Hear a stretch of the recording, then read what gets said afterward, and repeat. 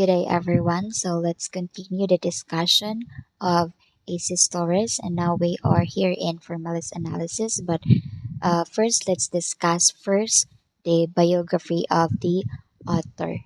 So here, uh, Hayao Miyazaki or Miyazaki Hayao. So he is the most influential and respected filmmakers and storytellers in Japan.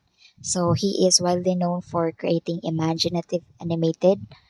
then imaginative animated films that combine fantasy, adventure, culture, and meaningful life lessons. So, daghan sa iyang works kay dili lang pang entertainments kundi na ay mga deep messages about humanity, peace, and nature og society.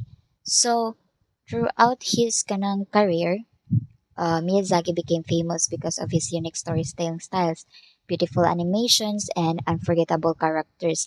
And then many of his films also explore themes such as environmental protection, courage, family, war, and self-discovery. So, mao nga hangtod karon daghan gyapon kayo ang na-inspire sa ihang works all over the world.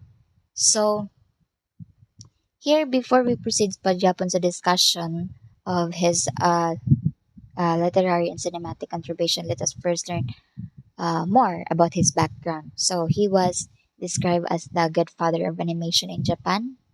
So, yeah, he entered uh, Gakushin University and joined the Children's Literature Circle. So, after makagraduate sa Gakushin University, he joined Tawi Animation as an animator. Pa then, pagabot sa 1971, he left Tawi Animations with Isao Takahata and Yuichi Katobe and transferred to a production to produce Pipilang Stocking, but that project was abandoned after failing to obtain permission from the original author. And then pagkaman, transfer na po siya sa Zuyu Ezo.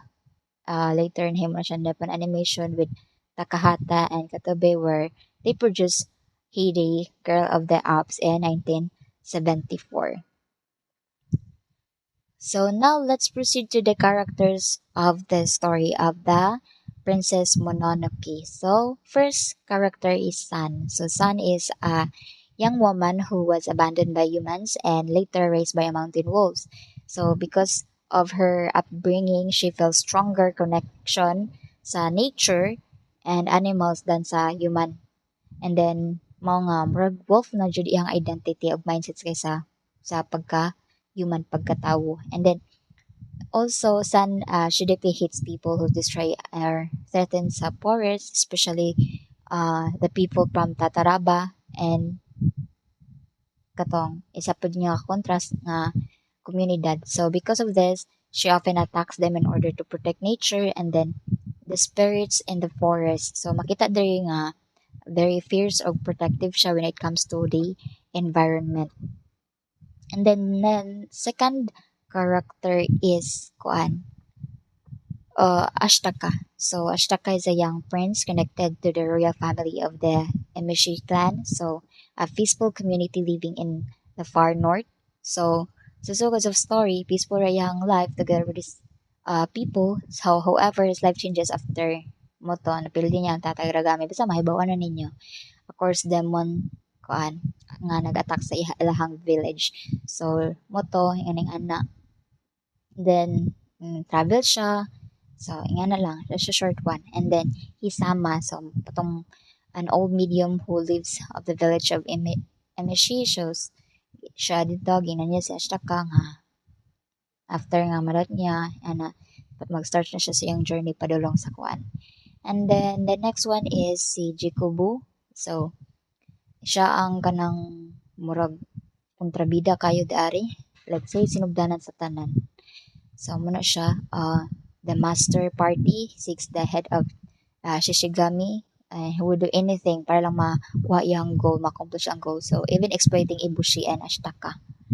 And then, this one is Kodama. So, these are the spirits live in the thick forest. So, they have light green, semi-transparent bodies. And it is said that help people who are lost in the forest. So, Russia like kung mawala ka tabangan kaniya nga maka-uli. And then next one is Moro, the she wolves, babae, bawing wolves, a wolf god in the forest. So siya ang nagbuhi ni kuan Sun, and then hate po niya ang humans, and then he always seeks opportunities nga parpatyon to si Lady Ibushi. And then next one is Gonza. So si Gonza is Ibushi's subordinate. He commands the cohorts and the young man, so he has an earnest character, but he is intimidated by Ashtaka and Sun. And then next one is Mane. Kani, Mane sila de Ibushi. So this is a cool self-possessed who hunts the down the animals and lead the city of Tataraba, which she established. So she's a gift of accepting people from all sort of circumstances, and she is well loved. Like love lang siya sa mga ihang mga tao. And the next one is Tuki. Uh, Wife siya ni Kurukos. So she's one who takes the lead among all the women who works at Tataraba. So a spirited personality, and she even gina. Took down niya si Gonza. And then next one is Kuroko. So what is si Kuroko? So one of the guards who works at Tataraba. So when he was in a rice caravan, he was attacked by the wolf god. Katong nagkuan ni San nagbuhi, and gi-save siya ni Ashtaka. And then next one is si Okatonoshi, si Overlord. So a war god from Shinzi Kyushu. So angered by many. So many acts of the human has joined with the other boar gods to move out in the general attack. And then let's now proceed to settings. Okay, so for the settings, this story is set during the late Muromachi era Japan, so which is a fictionalized version yun is nun siya of medieval Japan. So meaning inspired siya sa historical Japan, pero adunay fantasy elements of supernatural creatures. So this time period was known for conflict, social change, and struggles between humans and nature. So mao nga bagay kayo siya nga settings para sa themes sa story about war, industrializations, o environmental destruction. And then there are several important locations sa story. The first one is ang Sacred Forest. So the Sacred Forest is home to the animal gods forest, first and the Shishigami of or forest spirit. So it symbolizes nature, life, spirituality, and balance. And then maoni ang peaceful but mysterious place nga protected by animal gods. And then the second setting is the Iron Thorn or Tataraba.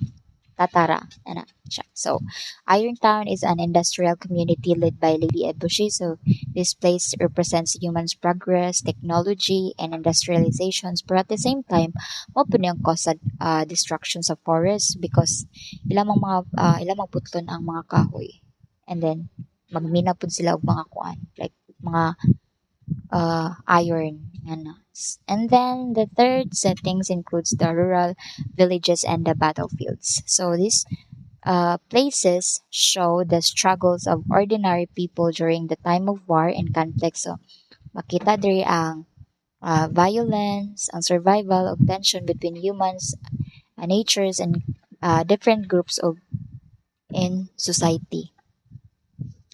So, now let's proceed to the plot structure of manga. So, ang volume 1, so, ang story, nagsugod siya in a small Imishi village in ancient Japan. So, where a young warrior named Moto si Ashtaka lives peacefully with his people. So, sa sugod, peaceful ra ang village, normal ra ang life ni Ashtaka.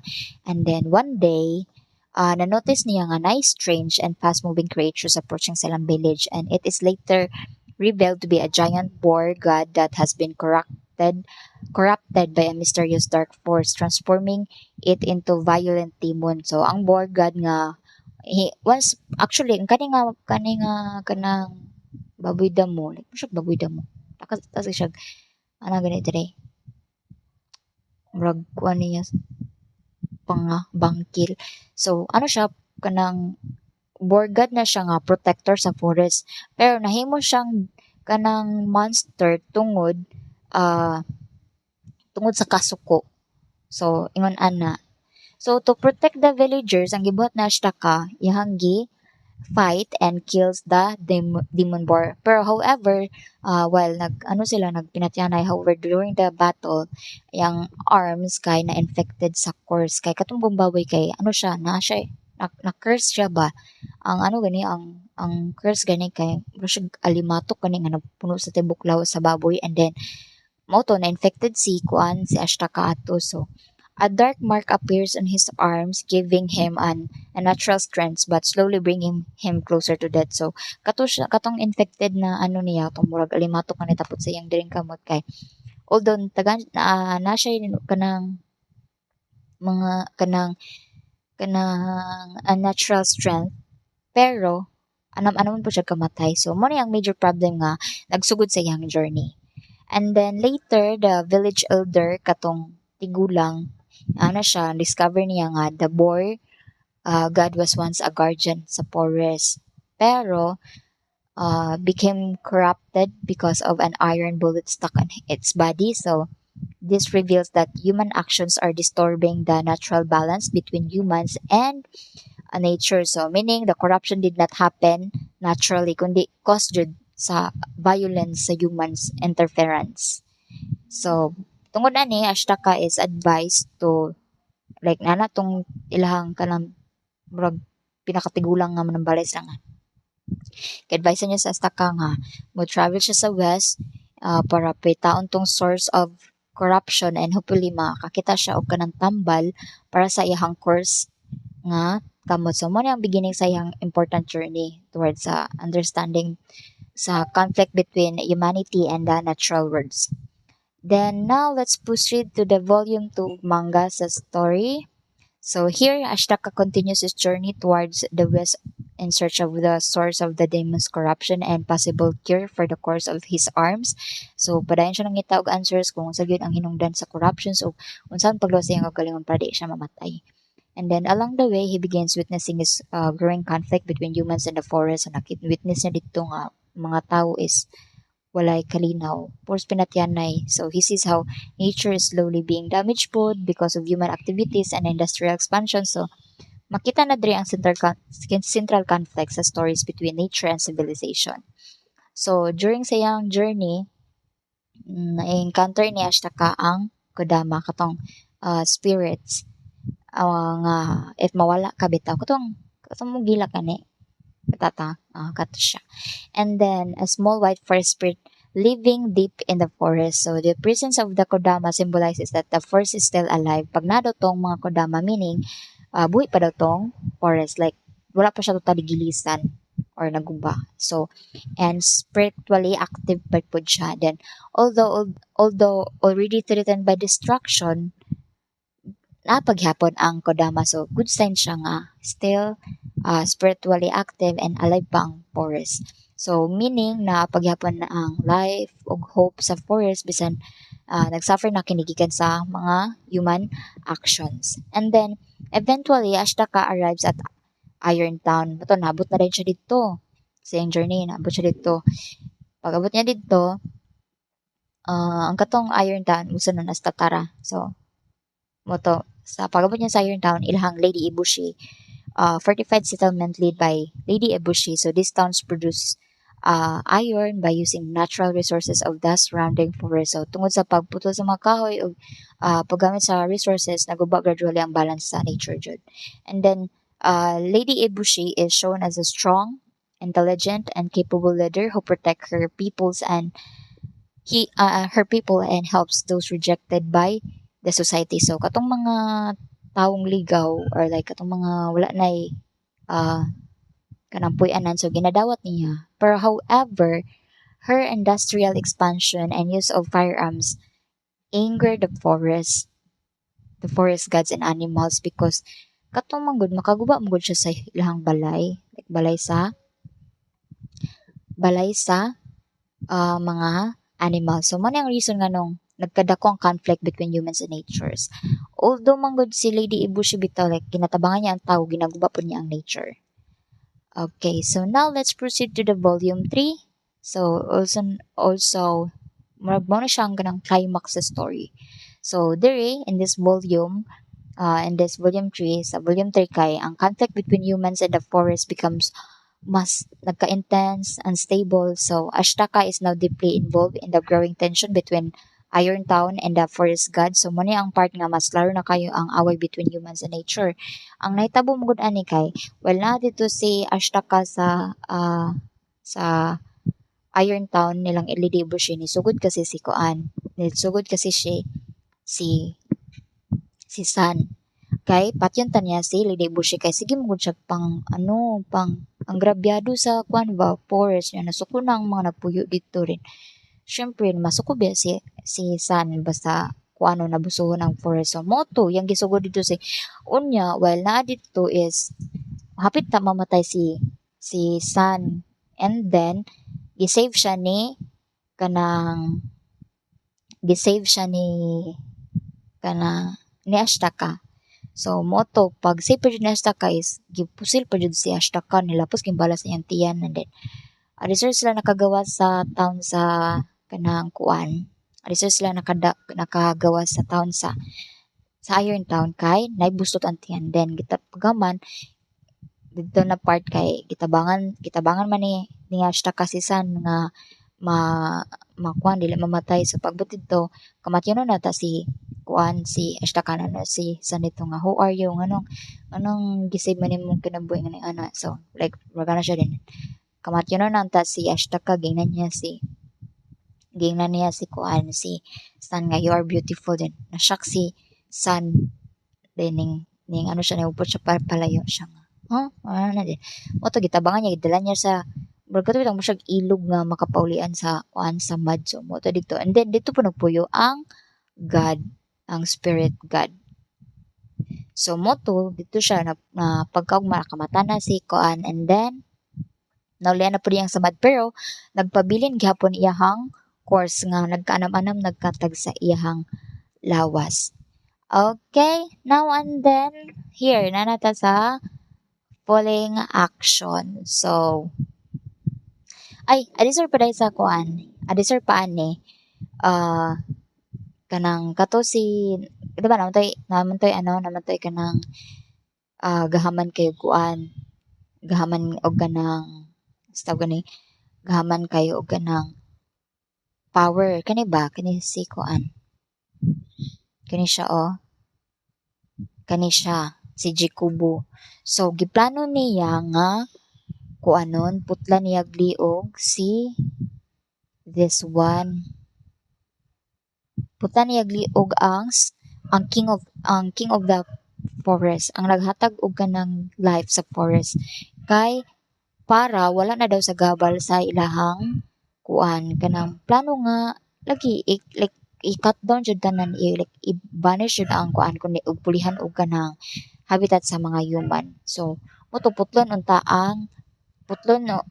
ang liog beheaded the kuan king of the forest ang life sa forest so mo to nahitabo siya naputla nilag ulo ingon ana and then pagkaputol sa ulo sa kuan ang nawong bitaw sa kuan ang nawong bitaw sa king of the forest kay mo siya reindeer kaki siya sungay siya nga ana reindeer siya ha din tapos yang nawong kay murag unggoy so unggoy diri reindeer dagan nga na reindeer yang kuan last pero diri unggoy kay siya something white anang ana so ilang giputan tog ulo pagkaputol og ulo ato ilang gisulod og box so murag bitaw like nagkaguliyang nabungkag ang bungtod na itom tanan inganing ana like ang green nga kuan himong itom so inganing ana and then nagwild ang spirit ang king of the spirit so kanang kay gipangita niya yung ulo pero si katong si Jukubo kay gusto kasi niya iyahari jud to like moto lagi gikip niya gisulod niya sa something sa box mystery box and then moto ginapangita sa lawas sa beheaded like kabaklay-baklay gipangita niya yung ulo nganing ana so after so kani nga part is ano na siya sa film kay sa mangga manggod kay dili siya fully kuan jud bitaw. Wala siya kanang full full version ay nga complete chapter, so mo to ang continuation dili na ta sa mag-base sa film. So after sa chaos nga nahitabo, after the beheading ang forest spirit, Ashtaka and San successfully returned. So 'di ba kanang naputol naman to, and then gitakas man to ni ni ni Ju katong gahaman kayo kuan para lang mahuman iyahang mission. So mo to gikuha nilang Ashtaka ug San, and then gibalik nila sa katong forest spirit, and then as the sun rises, the massive night walkers dissolve na dayon, and the destructive black liquid disappears. Kay naano gyud napuno gyud itom, like ang mga imbes green forest na nahimog itom na kayo like kaning ana. So although the first spirit's physical form vanishes, life begins to grow na dayon across the damaged land. So ang mga grass, ang mga plants slowly nag-sprout na dayon. And then, however, the ancient forest does not fully return to its original state, showing. And wala siya na totally nibalik sa unsay original niya, pero nagkanam-anam.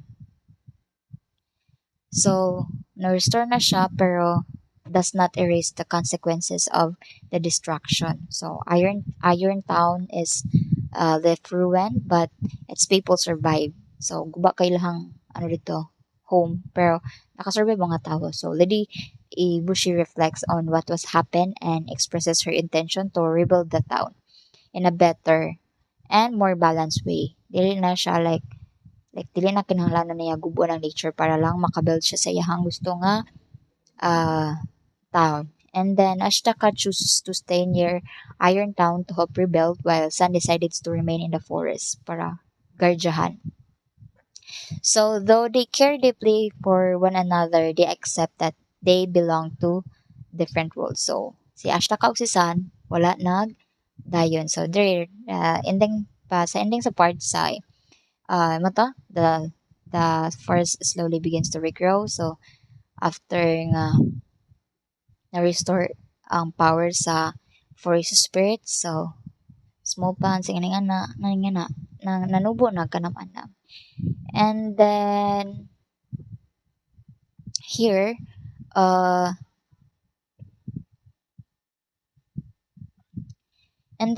sa sa ending kay ano na Lady Ibushi resolves to build in a way that is wiser na, and then more most mas nag-rebuild siya, gi-rebuild niya iyang town in a way that is wiser and more respectful na sa nature, and then the destruction has changed her perspective na dayon, so suggesting that humans can learn from their mistakes. So makita diri nga na siya realization nga kinahanglan na ang balance between development of respect sa environment. So dira mo to tabangan na siya ka decided to build Dayon Town, serving the bridge, and nga so si San nibalik siya dito sa kubat para mas still i-guide gapon niya, i-gwardyahan gapon niya ang forest, like pangalagaan gapon niya yung ana. So the ending does not present a perfect harmony but a hopeful balance. So human and nature rebuilding separately, yet with a greater understanding and less hatred. So meaning dili siya perfect happy ending. Pero I hope nga mas maayo ang relationship between humans and natures moving forward. So sa last, sabi na kung magdayon si San o si Ashtaka. So wala. Instead, nag-separate sila. Si Ashtaka, ito siya sa human world. Padayon siya sa while si San, padayon po siya dito siya sa forest. Ito yung gipili. Pero nagsabot sila nga still magkita gyapon sila. And that ends the story. So now let's proceed to the theme of the story. So ang first theme sa story kay peace can be only achieved when opposing sides choose understanding over hatred. So dire It is the theme reflected through the central conflict between humans and nature, so where both sides are consumed by anger and the desire for revenge. So, mo ni ang core struggle sa story. Ang duha ka sides kay nasa conflict tungod sa misunderstanding o pain. And then the humans destroy the forest for survival and progress, while the forest spirits and animals fight back to protect their home. So, moto. So, resulting in endless violence of suffering. Kay, di ba, duha ka sides. Ang sa tao, so lang mo survive. While ang pika side pod is, they just want their home. Di ba? Ginaprotektahan na po nila ilahang home, ilang habitat. So, makita diri nga both sides na ay reason pero tungod sa anger nagpalayo ng distraction away. Although pwede ba siya i-balance eh. So, through the character of Ashtaka dere, the story shows that peace cannot be achieved throughout hatred or war, but through empathy, understanding, and the willingness to see the struggles of both sides. So, si Ashtaka ang example nga instead of choosing sides, mas sabot niya ay mas gipili niya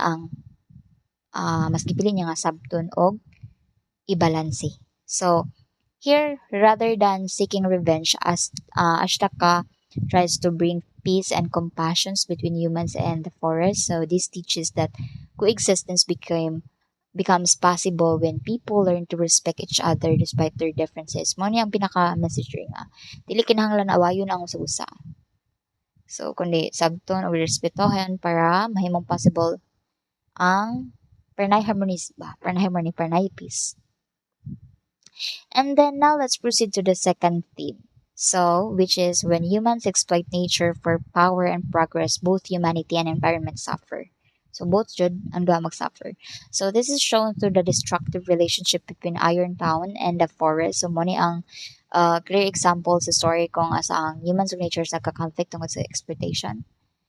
So the human ginaputol ang kahoy, mine resources, and kill forest gods in order para makagain og wealth, technology, para makasurvive. However, kani nga action nagbring siya of violence, hatred, and imbalance to the world around them. So makita din nga bisan og na sila rason like survival para lang makasurvive ug progress naghapon negative consequences sa ilang action. So as nature is destroyed, the forest creatures became filled with rage leading to the conflict that harms both environment and the people themselves. So ang resulta kay dili lang ang nature ang na apektuhan, apil po ng humans mismo ang nagsuffer sa consequences. So though they struggle, so ito sa movie, giwarn gihapon that human greed and uncontrolled industrial progress can damage not only nature but also humanity's peace, morality, and future. Mo ni ang pasabot dito kay kung sobra ang greed og exploitation, both sides, ang both duha magantos, dili lang ang isa. And then the next theme is moral ambiguity challenges the notions of good and evil. So there, this is portrayed through characters and progress in the stories that cannot be simply labeled as heroes or villains. So, mao ni ang idea nga dili black and white ang morality sa story kundi complex or gray area. So, example si Lady Eboshi, di ba? Giharm niya ang forest through cutting down and fighting the forest gods. Yet, she also protects outcasts, gives works to the poor, and cares for marginalized people in Iron Town. So, unsa man jud? Like, di ba ano niya, gina,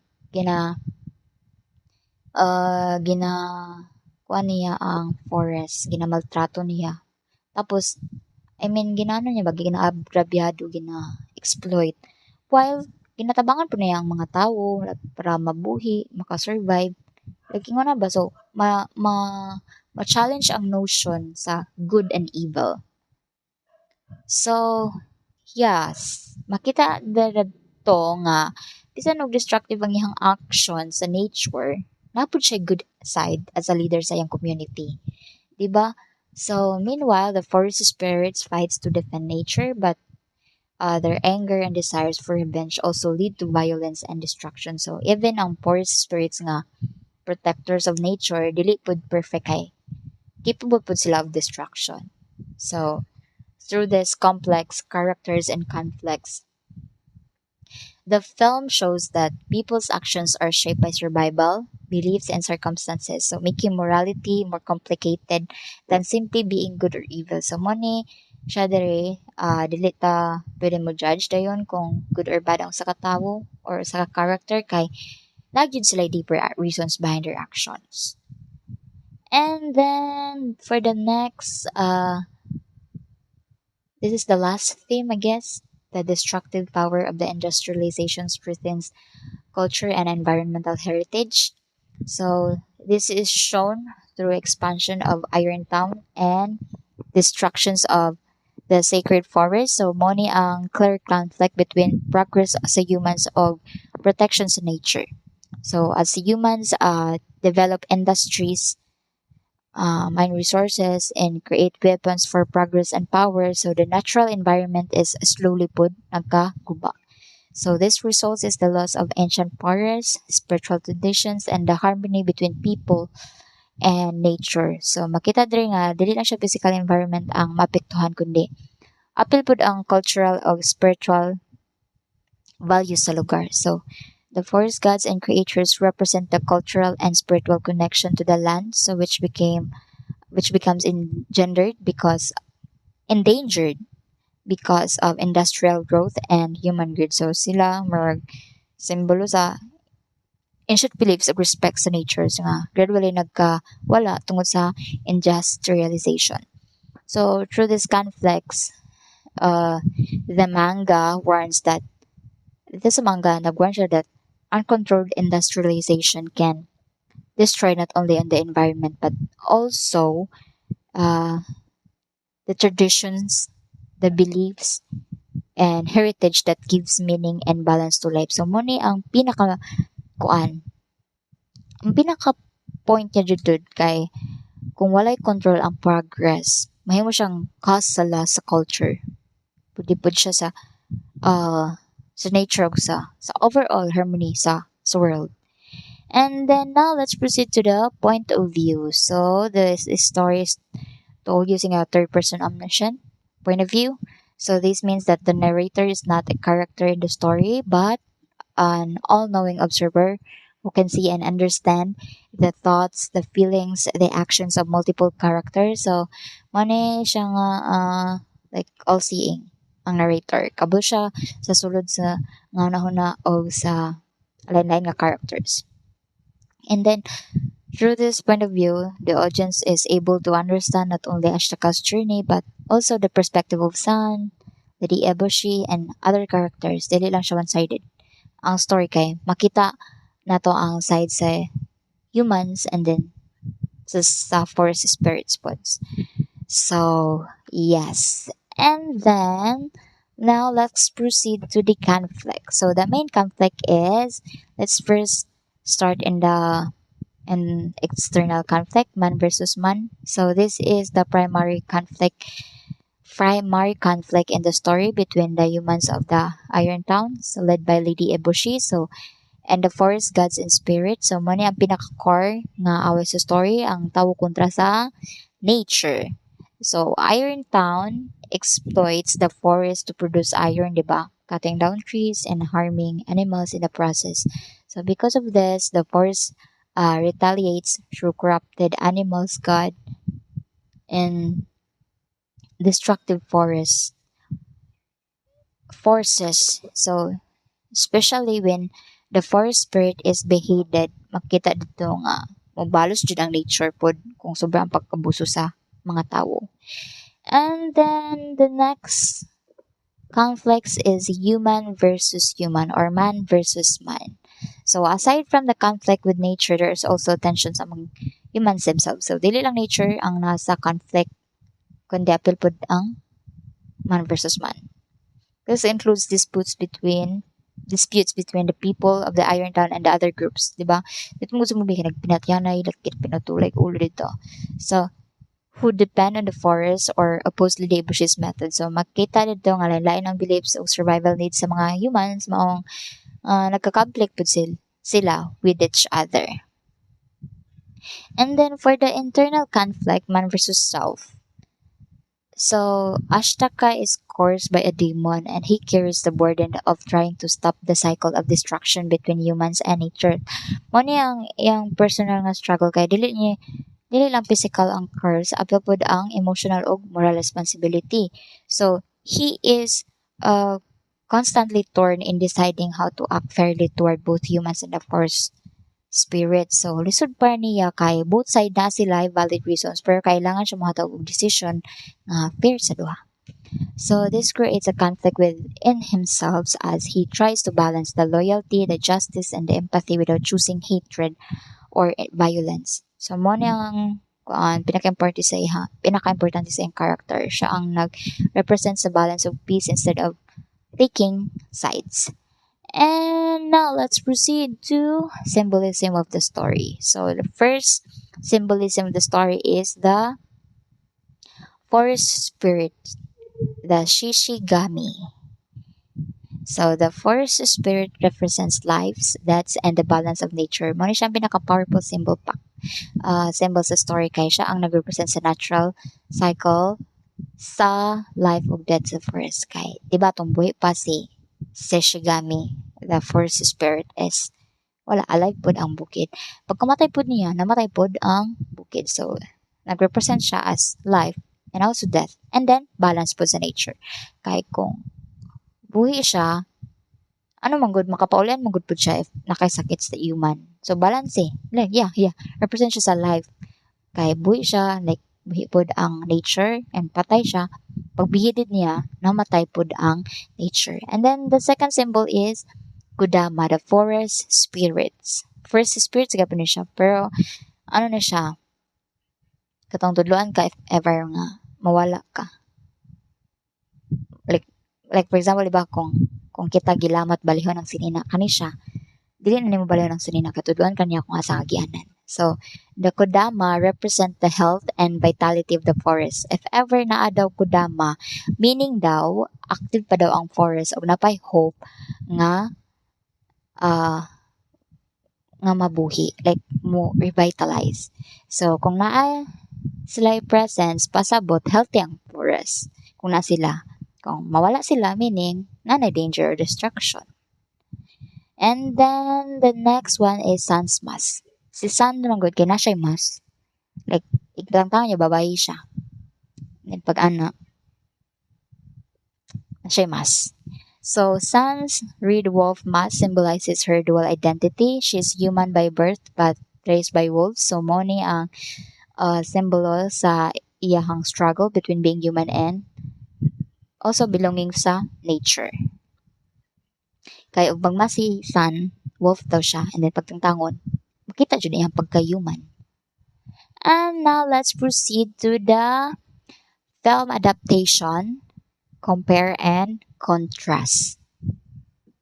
Okay, so the film adaptation of Princess Mononoke builds upon the original concept developed by Hayao Miyazaki, but it represents the story in a more complete and immersive way. So, while the manga version introduced the central idea of the struggle between humans and natures, the film expands this into a more detailed and emotionally engaging narrative. So, mas klaro o mas deep ang emotion sa films. Kaya makita nyo na to ang movement, ang voice, ang action sa characters. So, the films also give us more focus to visual storytelling, allowing the audience to fully experience the beauty of the sacred forest.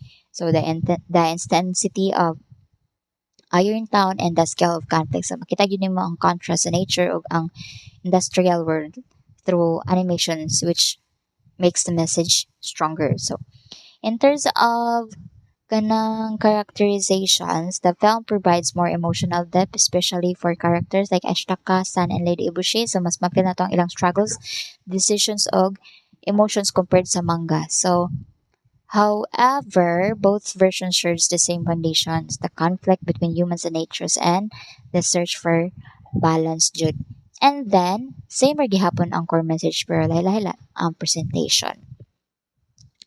And then now let's proceed to the cake comparison and contrast. So sa perspective, The manga presents the stories in a more direct and simplified manner, so focusing mainly on the central conflict. In contrast, ang film nag-offer siya wider perspective by showing different viewpoints, including those humans, for spirits, and other groups, allowing the audience to better understand the complexity of the situation. So, mas klaro sa film ang multiple perspective kay makita man nato ang side sa both human o sa nature.